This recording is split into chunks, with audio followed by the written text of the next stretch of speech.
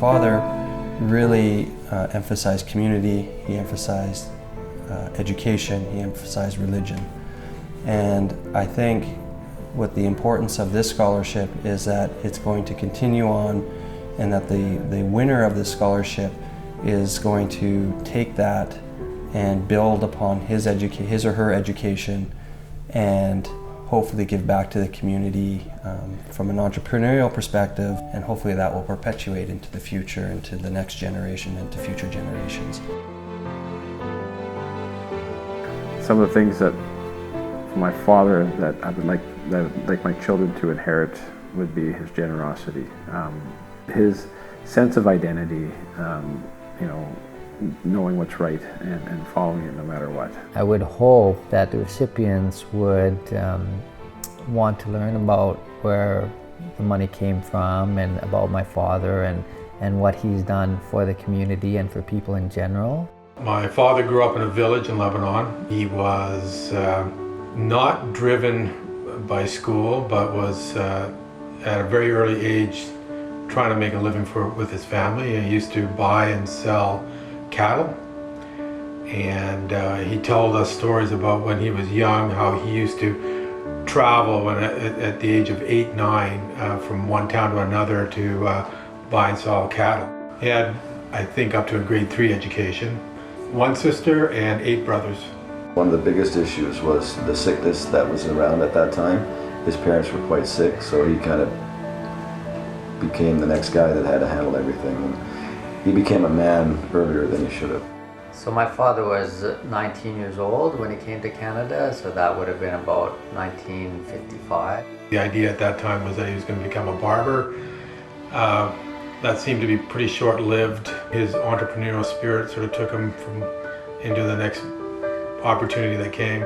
He was very industrious, as Nader mentioned, and when he came, he couldn't speak any English, but he managed to find work, and everybody loved him.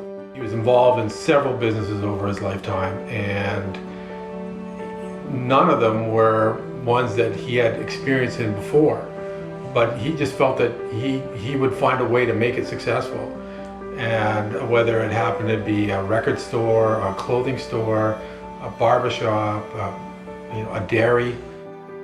I remember, the earliest thing I remember is Mr. J's Fashions in Macaulay Plaza. That was his first sort of steady success. It lasted for quite a while, and I think it maybe gave him some ground to work with. My dad's, I'm sure, would reflect back and say, my one big failure in business was the day that I looked at an opportunity to buy a dairy, and he was buying it 10 cents on the dollar, and I remember the magical words that he said to me, "It's 10 cents on the dollar, how can I possibly lose?" What he didn't really take into consideration, and probably didn't know at the time, was that it would take another $1 million to invest to get it going. He certainly gave it the good fight, but at the end of the day, that didn't work out either. Another one that I remember being really stressful for him was when he developed the first multi-story building in Fort McMurray. He had built this waiting for the oil boom, because the oil boom was coming.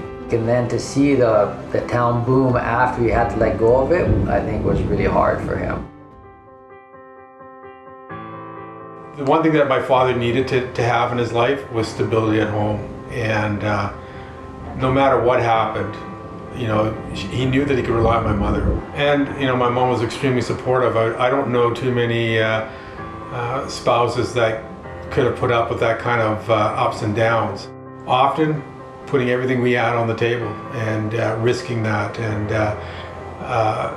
without the support of her, I don't think it would have been possible. She was pretty special. She was also raising his brothers as they were coming from Lebanon. As they came one by one, they came and they stayed with us. All these trials and tribulations that he was going through and all the stress, I knew they were there, but I didn't really feel them because she was the constant. And whatever was happening on the business side of things, it was sort of, I felt shielded from that. I felt that, I didn't really know how bad things were or how good things were. Our lives were pretty steady, and I think it was because of her. His successes were not about business per se. I think it was more about family.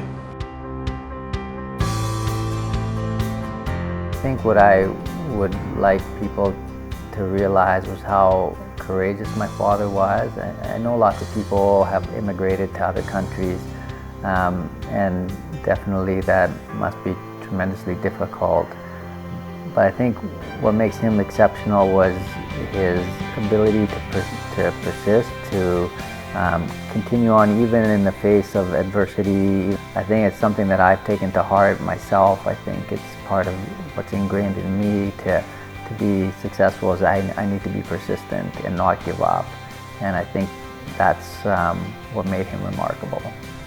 What I do know about my dad is that when he knew that somebody was in trouble, he would always go there to fix the problem for them. And that's the kind of person he was. And if he had to help them out, he would do that.